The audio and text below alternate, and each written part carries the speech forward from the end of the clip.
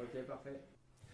Parce que c'est un projet unique. En fait, il n'existe nulle part dans le monde un projet de ce type. Il existe de grands centres commerciaux, il existe de grands centres de loisirs, de toutes sortes, mais il n'existe pas finalement des projets qui présentent cette mixité entre justement le commerce, les loisirs et surtout la culture.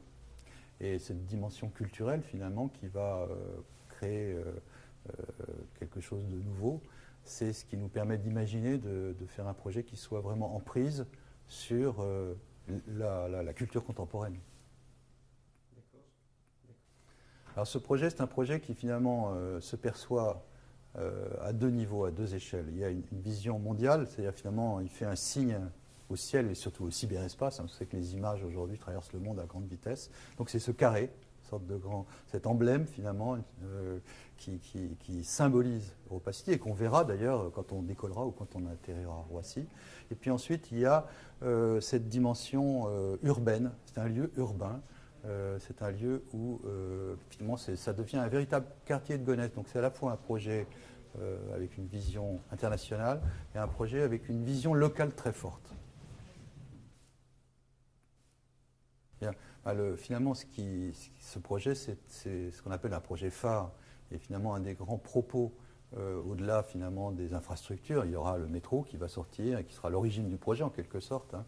Au-delà de toutes ces infrastructures, ce qui caractérise le Grand Paris, c'est ce que nous on appelle l'acupuncture en termes d'urbanisme, c'est-à-dire des projets phares qui sont répartis comme ça sur le territoire et qui sont dans la tête de tout le monde et qui tout d'un coup donnent une plus-value finalement à la ville et font que progressivement les activités qui étaient l'apanage du centre historique deviennent finalement, il y a une sorte de phénomène de décentrement et ce projet-là, il est typique finalement de cette vision du Grand Paris.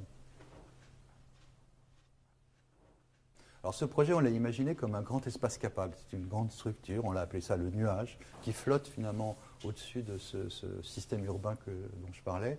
Et finalement, c'est un projet extrêmement écologique, parce qu'on maîtrise les climats. Ça permet justement de donner, puisque l'idée c'est de représenter l'Europe du nord, du sud, de l'est et de l'ouest.